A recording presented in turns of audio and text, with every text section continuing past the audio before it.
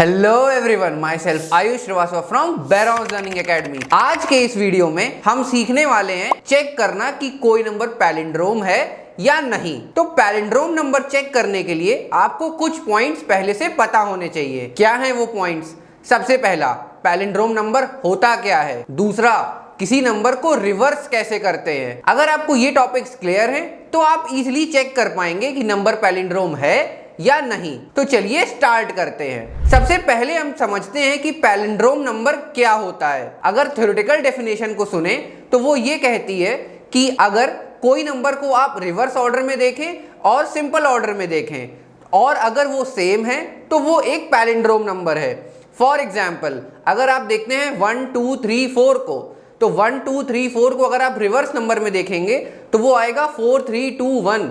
तो 1 2 3 4 और 3 4 2 1 इक्वल नहीं है, तो ये एक पैलिंड्रोम नंबर नहीं है। लेकिन इन अनदर केस अगर आप देखते हैं 1 2 2 1, तो इसको आप चाहे इधर से पढ़िए चाहे इधर से पढ़िए, दोनों तरफ से आपका सिमिलर आउटपुट आएगा 1 2 2 1। तो ऐसे नंबर्स को हम बोलते हैं पैलिंड्रोम नंबर। अब पैलिंड्रोम चेक कैसे करते हैं? पैलिंड्रोम चेक करने के लिए आपको कुछ स्टेप्स फॉलो करने हैं। सबसे पहला तो आपको नंबर रिवर्स करना है। अब इस वीडियो में आप एकदम अच्छे से समझ जाएंगे कि किसी भी नंबर को रिवर्स कैसे करते हैं। चलिए इसको हम थोड़ा सिस्टम में समझते हैं। अगर आप भी हमारे जावा प्रोग्राम्स वाली सीरीज फॉलो कर रहे हैं तो आपने डेस्कटॉप पे ऐसा एक फोल्डर बनाया होगा जावा प्रोग्राम्स नाम का। इसी में मैं नई फाइल बनाऊंगा और लिख के दिखाएंगे हम आपको पैलिंड्रोम का प्रोग्राम।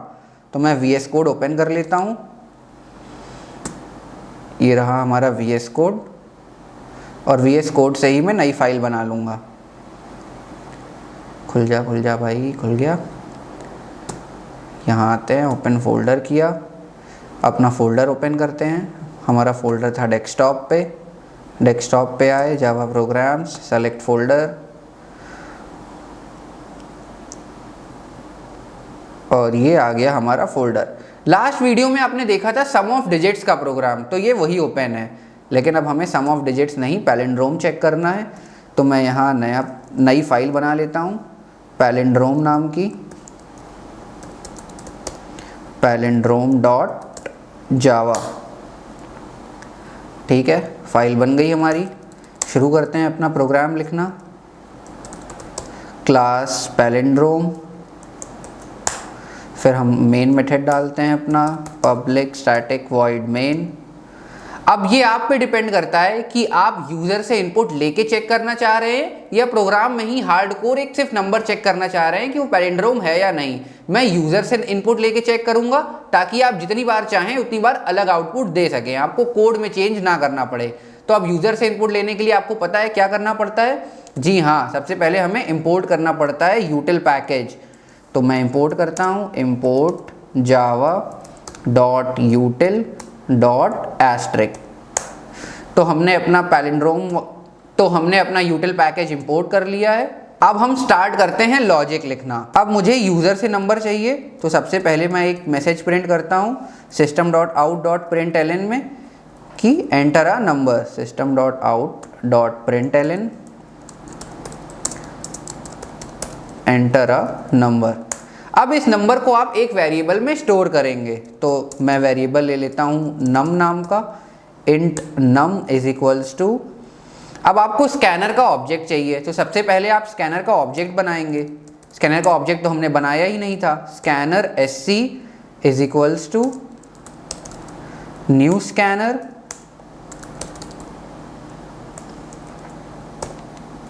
और ये लेता है आपका system.in। ठीक है, अब आप यहाँ sc ऑब्जेक्ट से अपना इंटीजर वैल्यू गेट कर सकते हैं। sc.next int। अब आपको नंबर मिल गया। अब इस नंबर के बाद आपको क्या करना है? इस नंबर को चेक करना है कि पैलिंड्रोम है कि नहीं। मतलब सबसे पहले आपको ये नंबर रिवर्स करना पड़ेगा। रिवर्स नंबर के लिए क्या करना होगा? हमको कुछ वेरिएबल्स चाहिए होंगे। सबसे पहले हम कुछ वेरिएबल्स ले लेते हैं। एक r नाम का वेरिएबल ले लिया मैंने, जिसमें मैं रिमाइंडर स्टोर करूंगा। एक सम नाम का वेरिएबल ले लेता हूं मैं और इसको इनिशियलाइज कर देता हूं 0 से, और एक टेम्पोरेरी वेरिएबल ले लेता हूं। अब समझिए ये टेम्पोरेरी वेरिएबल मैंने क्यों लिया है। इस टेम्पोरेरी वेरिएबल का काम ये है कि एट लास्ट जब आपको रिवर्स नंबर मिल जाएगा तो आप चेक करेंगे कि आपका ओरिजिनल नंबर क्या आपके रिवर्स नंबर के बराबर है। पर समझिए, आप तो ओरिजिनल नंबर को काट काट के छोटा कर दे रहे हैं। मतलब सबसे पहले अगर आपने एग्जाम्पल लिया था 1 2 3 4, तो आप एट लास्ट उसको 1 2 3 बनाएंगे, फिर उसको 12 बनाएंगे, फिर 1 बनाएंगे। तो ओरिजिनल नंबर तो आपका लास्ट में 0 हो रहा है, लेकिन आपको चेक करना है। तो आप कैसे चेक करेंगे अगर आपके पास ओरिजिनल नंबर रहेगा ही नहीं?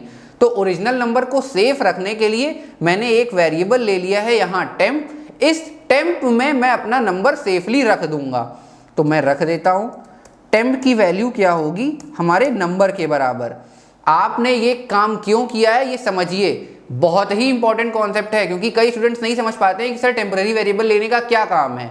टेम्पररी वेरिएबल लेने का काम, अभी आप वीडियो लास्ट तक देखेंगे तो आपको और समझ में आएगा कि लास्ट में नंबर आप काट काट के छोटा करते जा रहे हैं। तो अगर आप उस नंबर से चेक करेंगे तो आपको कभी सही आउटपुट नहीं मिलेगा। इसलिए हमने इस नंबर को एक टेम्पररी वेरिएबल में सेव कर दिया है।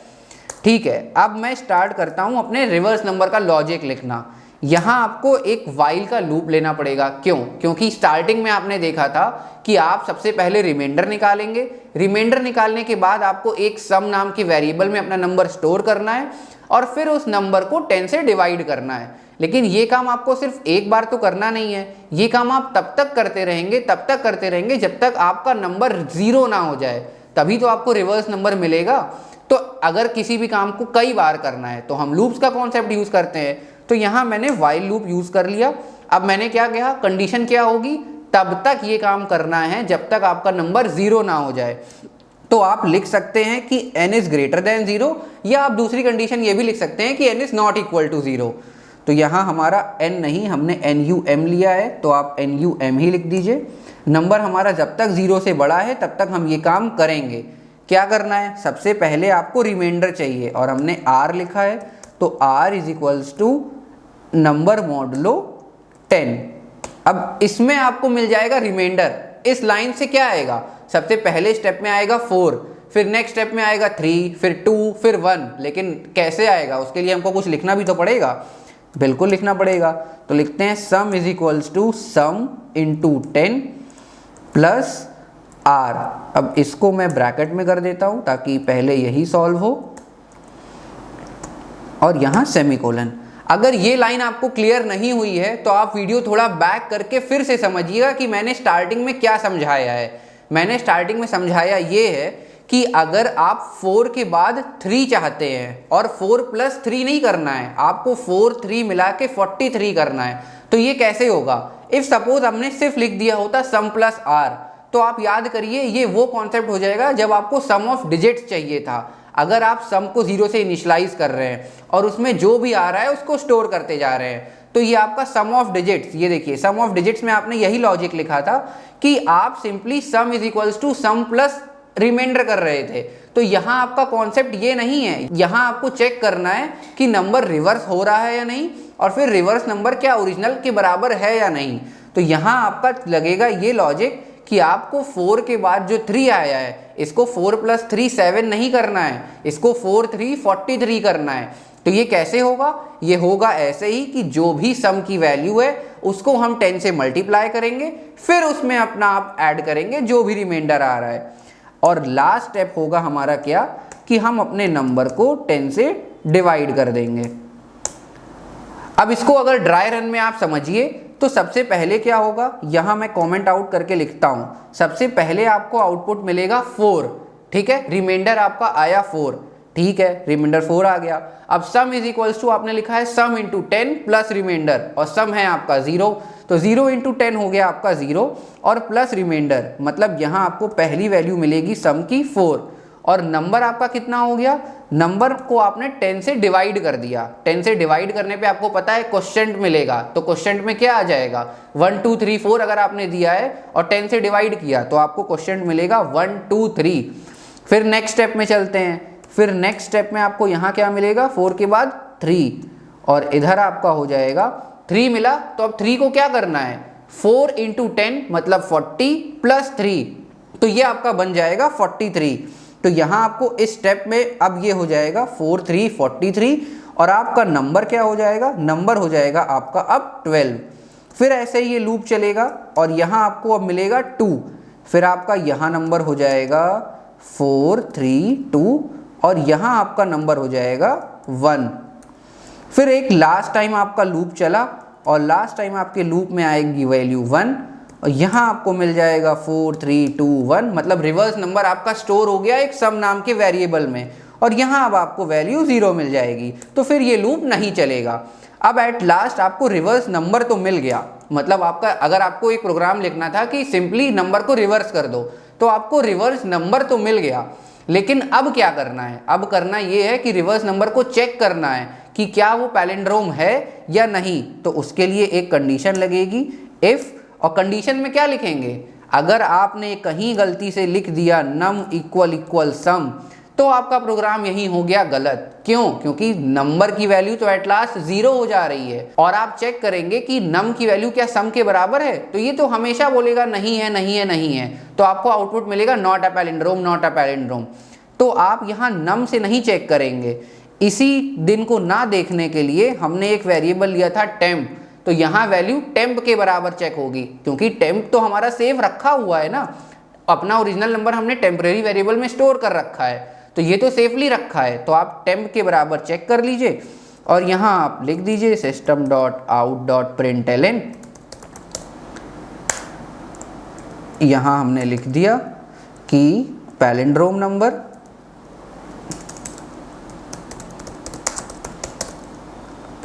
नंबर और एल्स में हम लिख देते हैं कि नॉट अ पैलिंड्रोम। एल्स में हमने लिख दिया system.out.println